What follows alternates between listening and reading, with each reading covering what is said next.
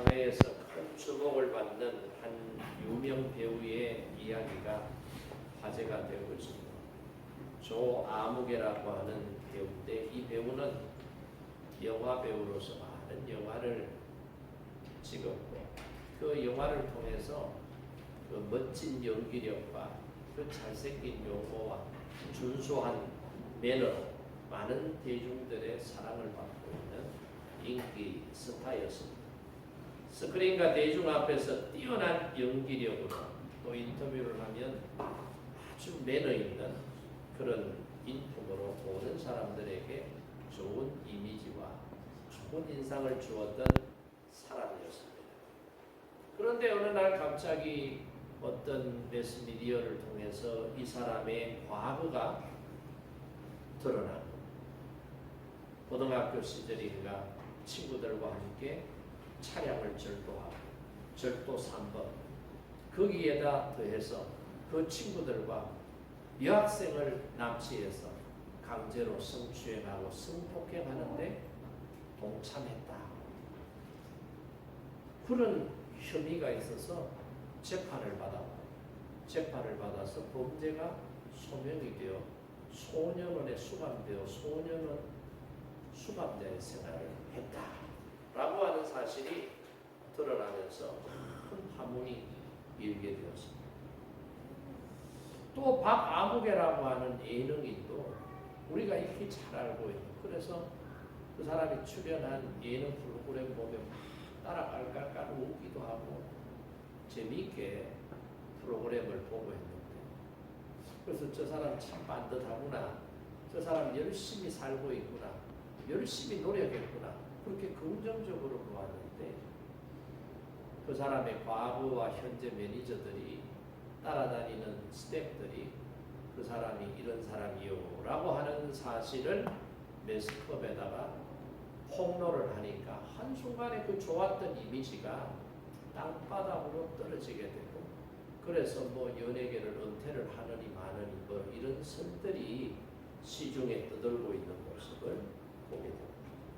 그동안 사람들이 참 좋아했고 참 훌륭하다라고 평가했는데, 이 사람들의 감추어져 있던 과거, 실상들이 하나씩 드러나면서 대중들은, 또 그 사람을 좋아했던 팬들은 큰 충격과 혼란에 빠져들게 된 것입니다. 지금의 이 멋진 모습, 지금의 이 인기, 그래서 대중들의 사랑을 받고 있는 이 사람들의 과거의 잘못된 행동, 그리고 현실, 현재라고 하는 이 사이에 진짜 저 사람의 참모습은 무엇이냐, 저 사람은 진짜 어떤 사람이냐 헷갈리게 됩니다. 그래서 그 사람에 대해서 우리가 어떻게 이해를 하고 그 사람을 판단해야 되느냐라는 고민에 빠져들게 되는 것이죠. 그래서 이런 사람들뿐만 아니라 우리 주변에도 이런 사람들 많습니다. 사람을 사귀다 보면 이런 유형의 사람들이 많은데, 이런 사람들을 보면서 진짜 그 사람의 본질이 뭐냐, 과거의 열매는 무엇, 현재의 열매는 무엇이고 라고 하는 것을 우리가 통찰력을 가지고 한번 생각을 해보지 않을 수가 없습니다.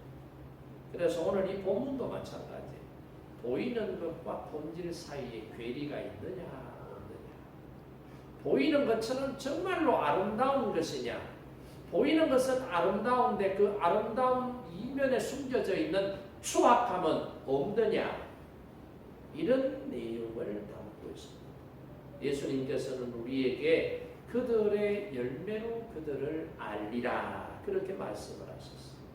우리가 신앙생활하고 교회생활하면서 말하는 그 말의 내용과 그 고백이 단순히 말만 번지르한 것이 아니라 그 말한 것이 삶과 연관이 되고 연결이 되는, 그래서 우리 삶이 그런 말의 열매를 구체적으로 맺고 살아가고 있는지, 말과 행동이 따로따로 놀고 있는지, 그 열매가 다른 것인지에 대해서 예수님께서 다시 한번 더 우리 자신들을 돌아보라, 그런 큰 메시지를 담고 있는 말씀이 저는 오늘 함께 본 말씀이라고 생각을 합니다.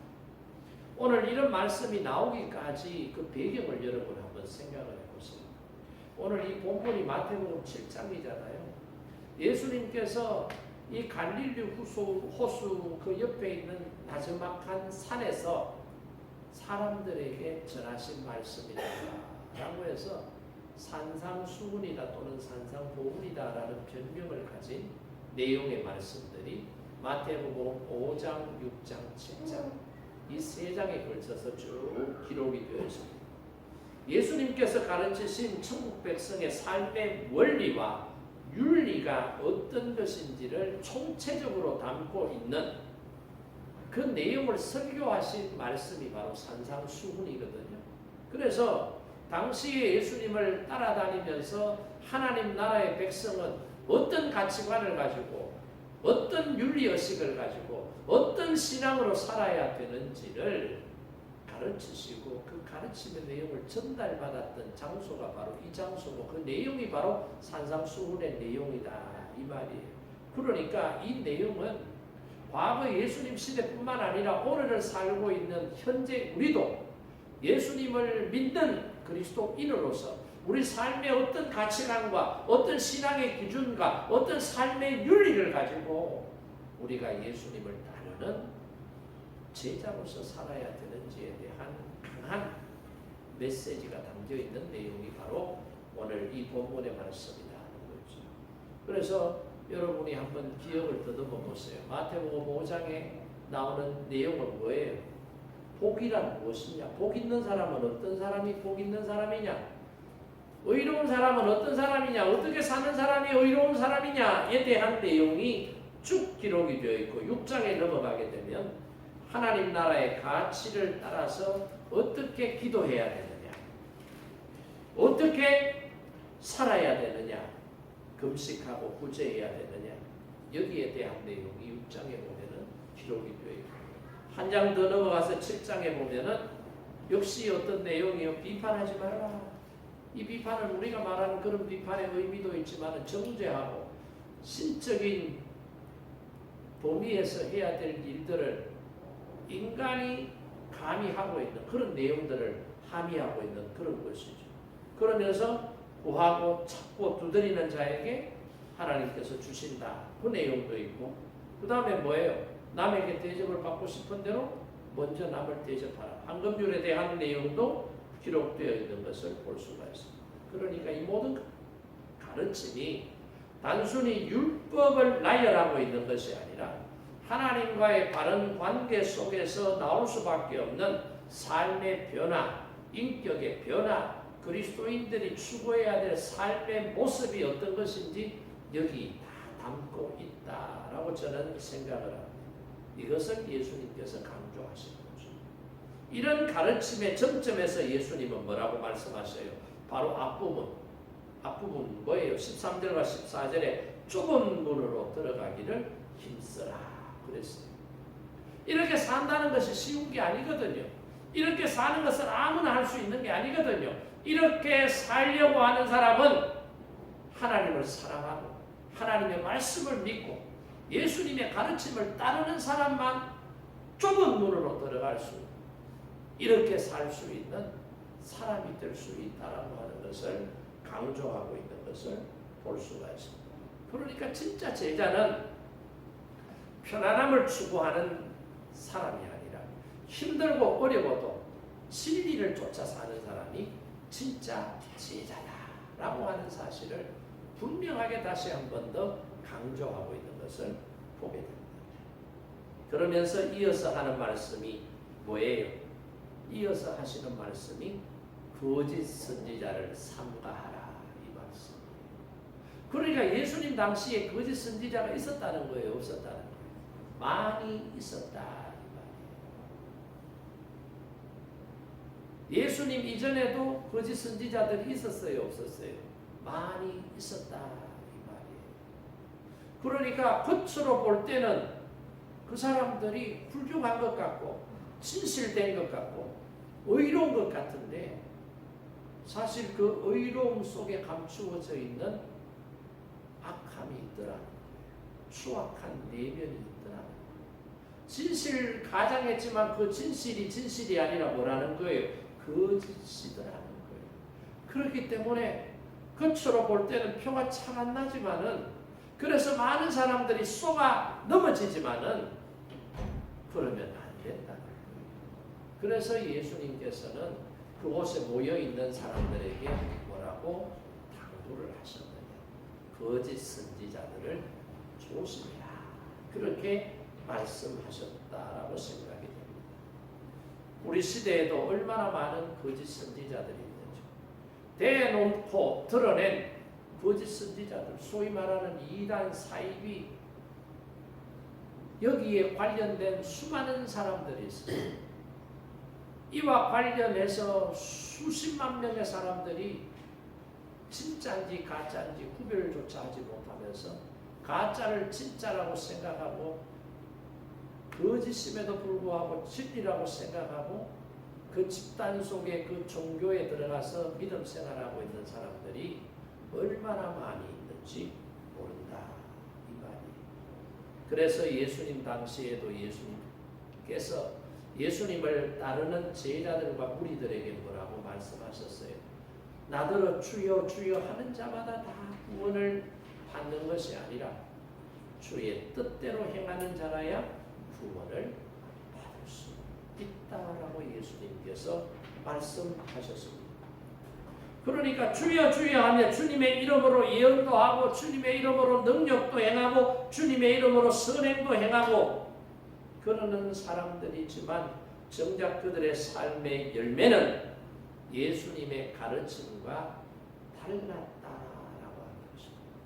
말은 그렇게 하고 행동은 그렇게 했는데 진리이신 예수님의 가르침을 벗어난 또 다른 진리를 만들고 가짜 진리를 진리인 것으로 속여서 행동한 사람들이 맺는 열매를 보면 그것이 주님과 상관이 없다라고 하는 것을 분명하게 말씀해 주고 있는 것을 볼 수가 있습니다.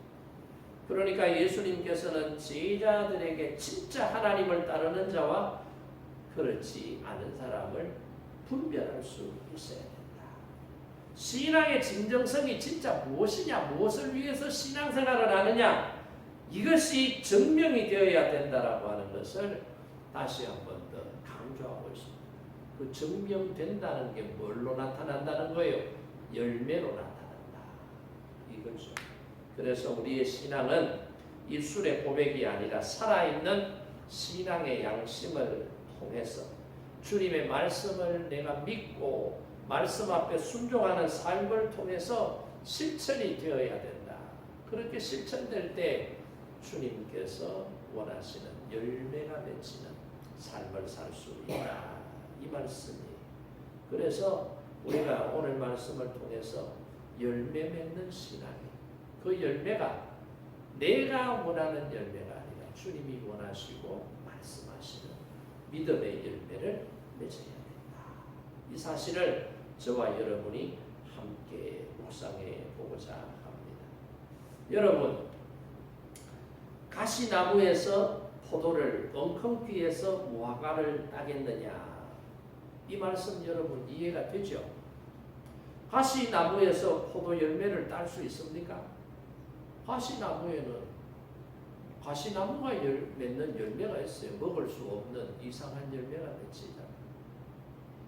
엉겅퀴에서 무화과 열매를 딸 수 있습니까? 딸 수 없어요. 이거는 자연의 법칙에서 이미 우리의 경험을 통해서 익숙히 알고 있는 내용입니다. 포도나무에서는 포도 열매를 따고 무화과나무에서는 무화과 열매를 딸 수밖에 없는 거예요. 이게 하나님께서 창조하신 창조의 법칙이에요. 근데 어떤 사람은 무화과나무에서 포도를 딸 수 있다. 포도나무에서 사과를 딸 수 있다. 이렇게 생각하고 사는 사람들도 있다. 이 말이. 이 말씀은 뭐예요? 자연의 불변하는 법칙처럼 무화과 나무에서는 포도를 못 따요. 감나무에서는 사과를 못 딴다 이 말이에요. 그러니까 나쁜 나무는 결코 좋은 열매를 맺을 수 없다. 이걸 강조하고 있는 거죠.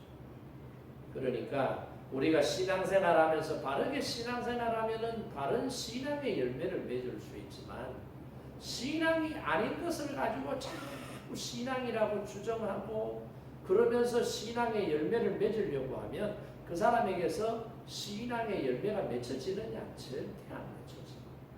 그 사실을 다시 한 번 더 강조하고 있는 것을 볼 수가 있습니다.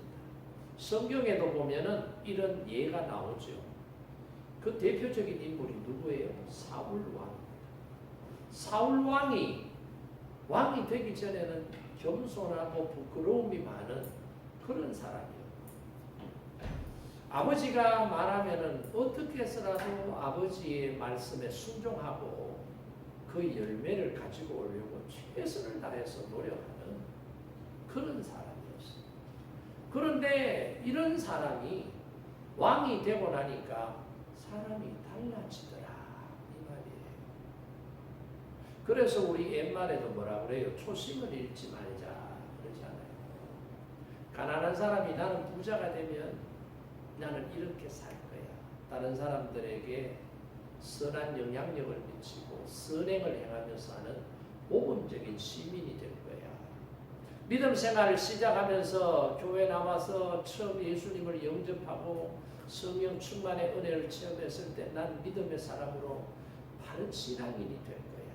다른 사람들에게 은혜와 덕을 끼치는 유익한 신앙인이 될 거야. 무엇보다 하나님을 기쁘시게 하는 그런 신앙인이 될 거야 라고 생각을 하고 세례도 받고 성령의 은혜도 체험하고 말씀의 은혜도 깨닫고 하면서 믿음 생활을 하는데 시간이 지나면 지날수록 처음 그런 가졌던 마음이 안 바뀌어야 되는데 이게 바뀌더라고요.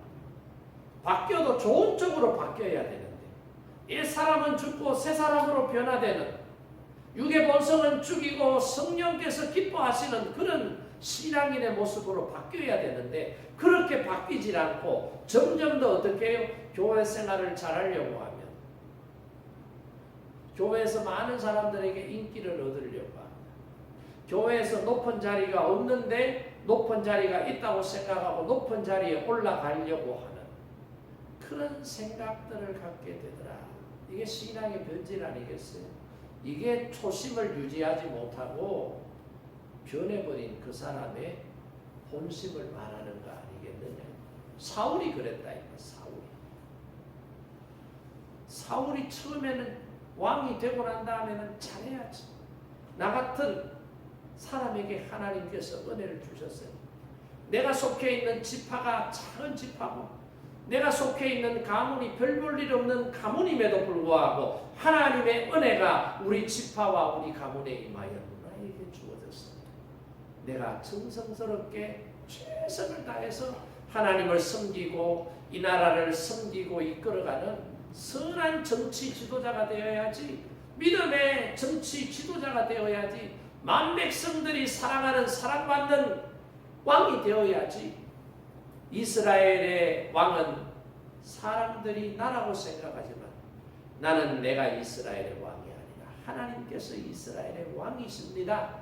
나는 하나님의 종으로 하나님께서 말씀하시면 그 말씀 앞에 철저하게 믿음으로 순종하는 하나님의 종이 되겠습니다. 이 마음을 가졌다 이 말이에요. 그런데 왕이 되고 나니 신하들이 모든 국가의 중요한 일들을 왕에게 보고하고 왕이 결정을 해요. 왕이 결정을 하면 왕이 결정한 대로 다 움직이는 거예요. 주변 국가들과의 전쟁도 하러 가자 그러면은 군인들이 준비를 해서 왕을 필두로 해서 전장터에 나가게 되는 거고, 왕의 명령에 따라서 모든 것이 되니, 이야, 왕이 이런 거구나. 이래서 사람들이 왕이 되려고 했구나. 그런 생각을 하면서 점차 처음에 가졌던 초심은 잃어버리게 되고 자기가 이스라엘의 왕이라고 하는 생각에 사로잡히면서 나라를 자기 생각대로 자기 마음대로 이끌어가려고 하는 거지. 그래서 제사장이 해야 될 일은 이스라엘이라고 하는 국가에서는 제사장만이 하도록 되어 있음에도 불구하고 왕이 제사장의 일도 해버립니다. 왕이 선지자를 통해서 하나님께서 이것은 이렇게 저것은 저렇게 하라 하지 말라고 분명하게 말씀하셨음에도 불구하고 상황윤리를 접목시켜서 더 이상 기다릴 수 없다. 이것은 내가 원하는 대로 좋은 대로 판단해서 자기의 판단대로 결정을 해버리는 그런 실수들을 수차례 범하게 되는 모습을 보게 됩니다. 이런 모습을 통해서 사무엘 선지자가 사울 왕에게 한마디 던집니다. 자기의 생각과 말이 아니라 하나님께서 선지자 사무엘에게 주셨던 말씀이 뭐예요? 왕이 여호와를 버리셨기 때문에 여호와께서도 왕을 버리셨나이다. 그렇게 전달. 이 말씀이 실제로 이루어져요, 안 이루어져요? 이루어지잖아요. 사울의 왕권과 사울의 나라는 점점 더 어려움에 처해지게 되죠. 그러면서 하나님께서는 이 사울 왕을 대신해서 이스라엘의 두 번째 왕 다윗을 세워놓고 다윗이 고난 중에도 더욱 믿음의 사람으로 훈련되고 믿음의 사람으로 성장하고 변화가 되어서 다윗이 준비가 다 되니까 하나님께서 어떻게 해요? 사울을 피하시는 거예요. 길보아 전투에서 전사하게 만다. 자기만 죽는 것이 아니라 자기 아들들도 다 죽는. 자기 아들들에게 왕권을 물려주고 손주들이 이 나라의 왕이 되어서 떵떵거리며 살기를 원했는데 자기의 후사 중에는 이스보셋이라고 하는 다리를 저는 장애가 있는 손주 하나 외에는 전부 다 죽임을 당하는 그런 어려움과 고통을 당하게 하시더라. 이 말이에요. 그러니까 오늘 말씀의 끝부분에 20절에 뭐예요? 그들의 열매로 그들을 알리라. 사울이 어떤 사람인지 하나님께서 아시니까 사울을 하나님께서 어떻게 해요? 심판하시더라.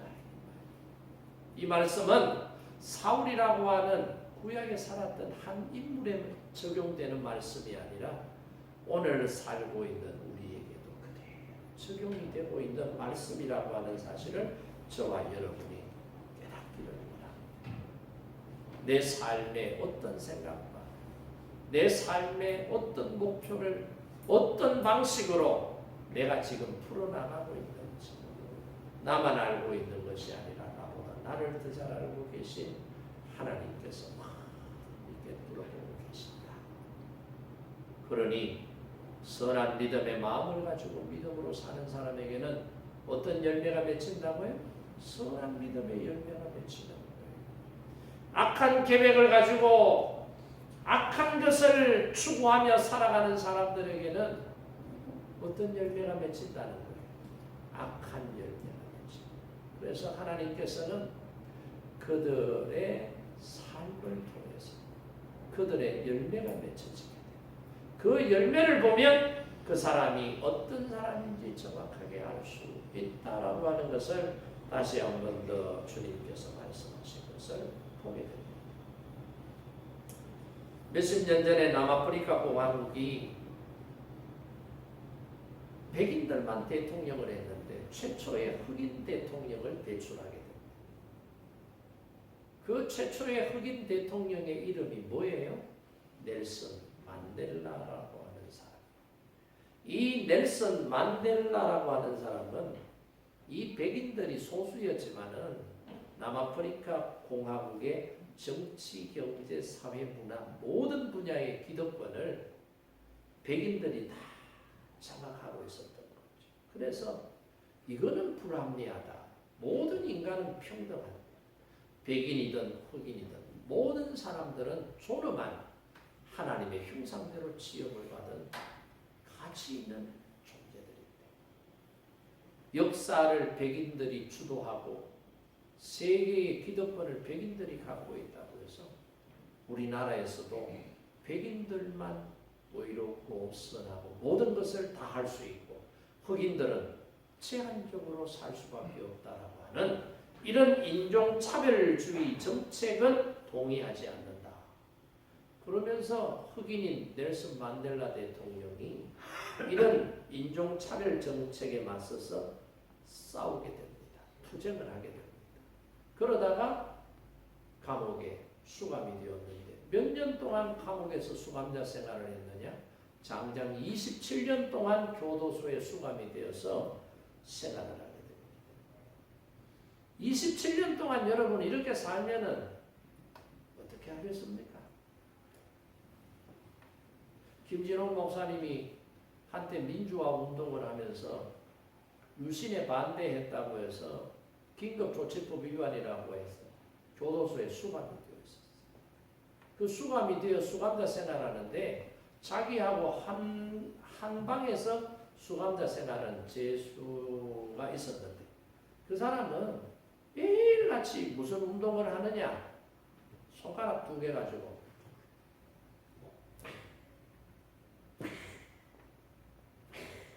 이 운동을 반복적으로 계속 하더라. 그러니까 이 김준홍 목사님이 도대체 저게 무슨 의미를 가지고 하는 운동인지 모르는 거예요. 그래서 한 번은 물었대요.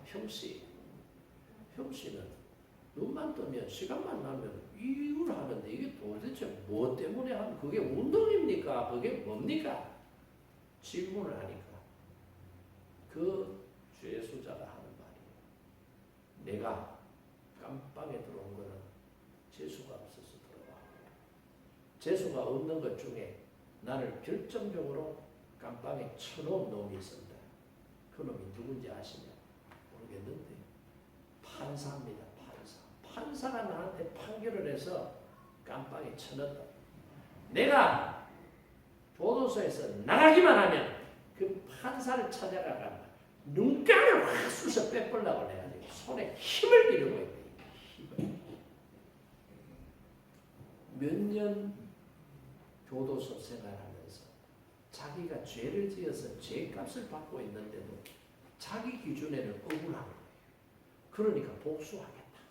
원수하겠다고 이거 운동하다. 그런데 넬슨 만델라라고 하는 이 흑인 이 인종차별주의 정책에 맞서 투쟁했던 사람은 27년 두드러 맞았어요. 그 감옥에서 27년 갔어요. 얼마나 힘들고 어렵겠어요. 말이 27년이지. 그런데도 이 27년 동안 수감자 생활하면서 그가 추구하는 것은 억압받는 자들에게도 언젠가는 희망의 시간은 온다라고 믿고 그 시간을 기다리면서 인내하는 세월을 보내는 거예요.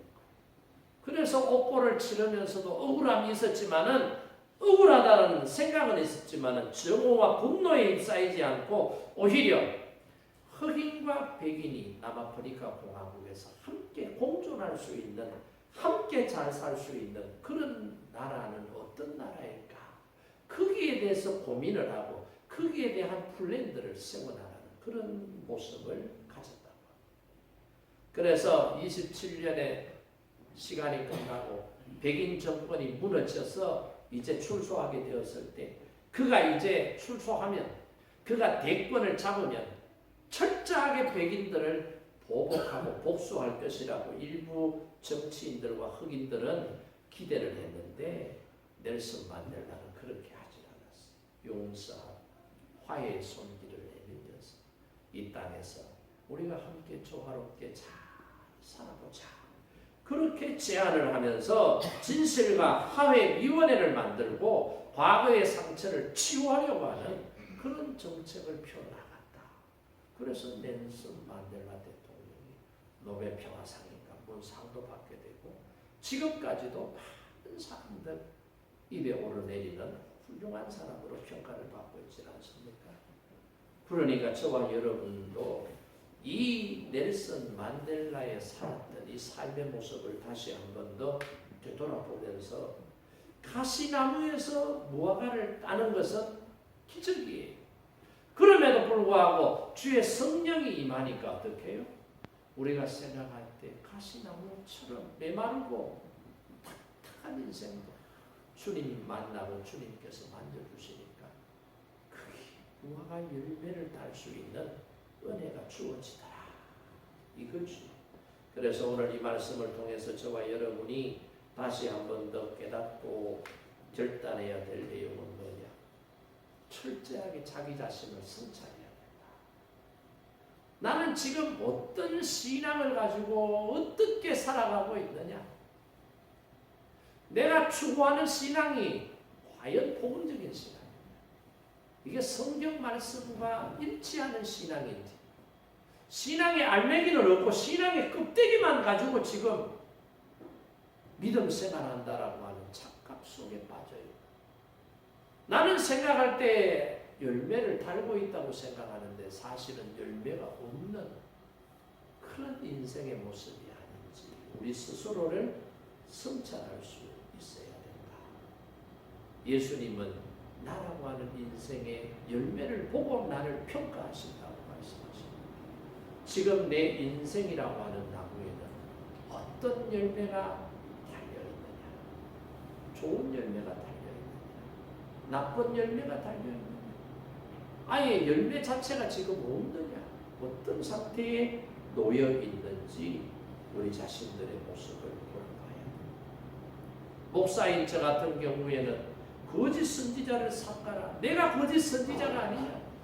내가 교육을 받고 목사 라이센스를 가지고 목회를 하고 있지만 지금 내가 거짓 선지자가 아니지. 저는 저 자신의 모습을 돌아봐야 돼요. 여러분은 성도로서 여러분이 양인지 염소인지 내가 누구인지를 돌아보며 자기를 성찰하는 그런 시간이 되기를 바랍니다. 이 자기 성찰에서부터 어떻게 해요? 변하는 시간. 자기 성찰에서부터 바뀌게 됩니다. 그래서 좋은 나무가 됩니다. 예수님의 말씀 가운데 열매 없는 나무를 농장 주인이 와서 보고는 도끼를 다고 왜 그러십니까? 찍어서 잘라버리겠다. 불태워버리겠다라고 농장 주인이 말할 때 그 농장을 돌보고 있는 농부가 뭐라고 해요? 그리 하지 마시고 1년만 더 시간을 주십시오. 내가 이 나무를 잘 보살피고 돌봐서 내년에는 풍성한 열매를 맺도록 하겠나이다. 그러잖아요. 그게 주님의 은혜예요. 그 농부가 주님이잖아요. 열매 없는 우리를 정리하시려고 하는 하나님의 말씀 앞에 지금 예수님은 우리를 위하여 말할 수 없는 탄식으로 기도하시면서 하나님 조금만 더 기다려주세요. 조금만 더 기다려주세요. 올해는 열매가 없었지만 내년에는 열매를 좋은 나무가 되도록 내가 노력하고 힘써보겠습니다. 라고 하나님 앞에서 기도하고 계신 분이 누구라고요? 우리 주님이십니다. 나를 위하여 그렇게 기도하시는 주님을 생각하면서 저와 여러분은 좋은 나무로 바뀌려고 예수님께서 나를 자르시고 다듬으시고 비료를 주고 영양제를 주고 가꾸실 때 그 가꾸심과 돌보심이 때로는 나한테는 귀찮을 때가 있어요. 때로는 아플 때가 있어요. 과일나무를 보세요.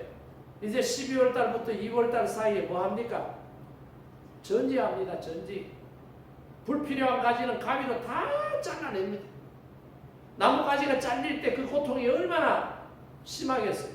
우리로 말하면 손가락 잘라내고 발가락 잘라내고 이런 거하고 같은 건데 얼마나 아프겠어요.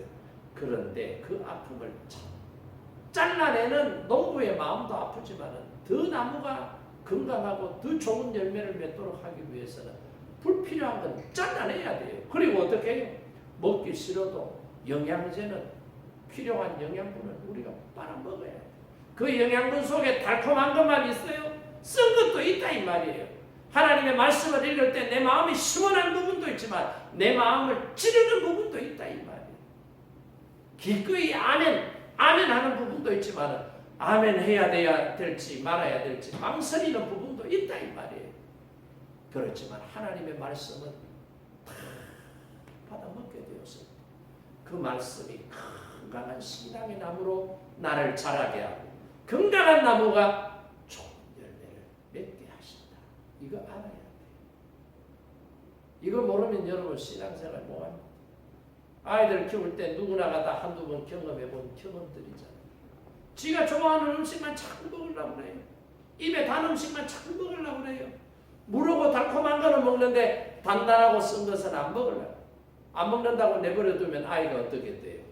영양 결핍이 생겨요. 한쪽으로만 과하게 영양이, 한쪽은 필요한 영양 공급이 안 되면 어떻게 해요?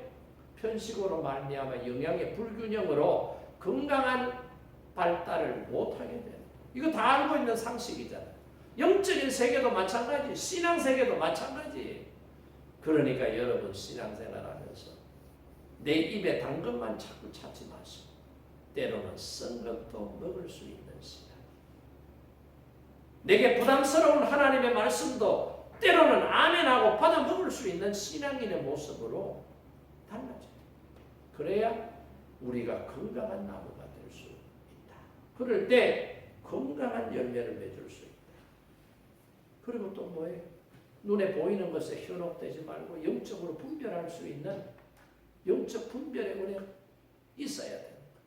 여기 가니까 좋더라, 저기 가니까 좋더라, 여기 가니 은혜롭더라, 이 교회 저 교회 맨날 쫓아다니는 사람. 이 교회 저 교회 쫓아다니 갈 때 좋았으면 계속 좋아야 되지.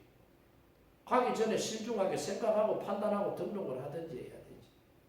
처음에는 엎어졌듯이 좋다고 막 그러놓고 1년, 2년 지나면 막 싫다고 안 좋다고 막 나발부르고 또 다른 데 가고 또 다른 데 가고 그 사람 평생 그러다가 그게 왜 그런 줄 알아요?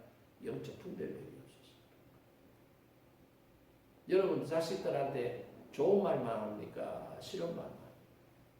때로는 좋은 말도 하고 때로는 듣기 싫어도 바른 말을 하잖아요. 왜 그래요? 맨날 좋은 말만 하지. 자식들한테 왜 때로는 잔소리하고 왜 이렇게 하지 마라 저렇게 하지 마라 왜 그래요? 맨날 아들 입장에 자식 입장에서 듣기 좋은 소리만 하지.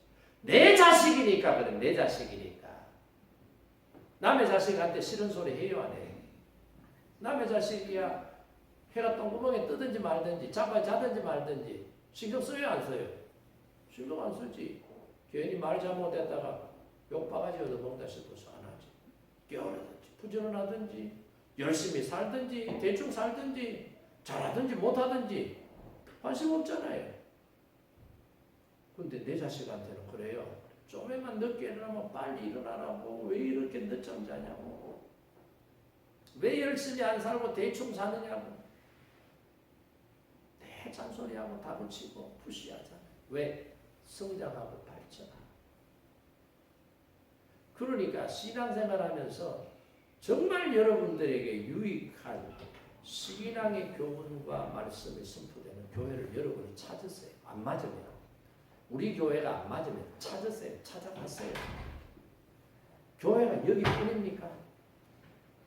제 입장에서는 여기 많이 나오면 많이 나올수록 좋고 여기 나와서 신앙에 이런 일이 있고 저런 일이 있고 아픔이 있고 뭐 이런 저런 일이 있어도 참고 견디고 버텨주기를 원하죠.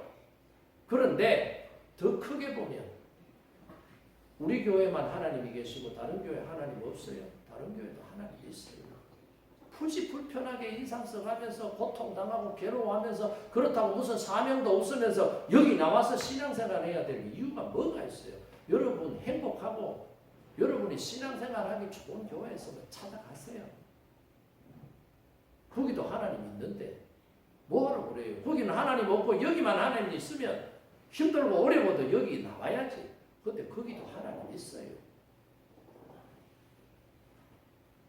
영적 분별력. 이게 없으니까 지금 예수님께서 거짓 선지자들을 상가라. 그 사람들은 어떤 특징이 있어요? 양의 옷을 입고 너희에게 나오나 속에는 뭐가 있다고요? 노략질하는 늑대가 들어있다. 이걸 왜 못 알아채요? 영적 분별력이 없기 때문에 그런 거예요. 영적 분별력을 가지십시오. 인간의 육신의 분별력만 가지고는 안 돼요. 영적인 분별력이 있어야 영적인 삶을 살 수 있다. 이것도 우리가 다시 한 번 더 생각하고 해서 오늘 이 말씀을 통해서 우리 자신을 돌아보고 내가 믿음 생활을 잘하고 있는지 내 삶에는 주님이 원하시고 기뻐하시는 열매들을 내가 맺고 있는지 그걸 다시 한 번 더 생각하고 이제 2주일밖에 안 남았습니다.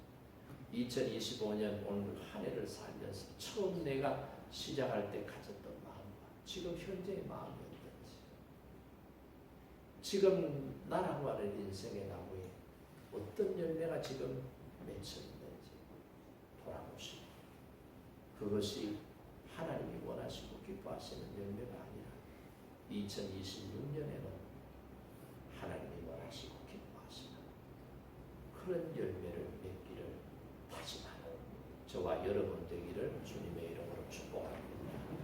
우리 오늘 이 말씀을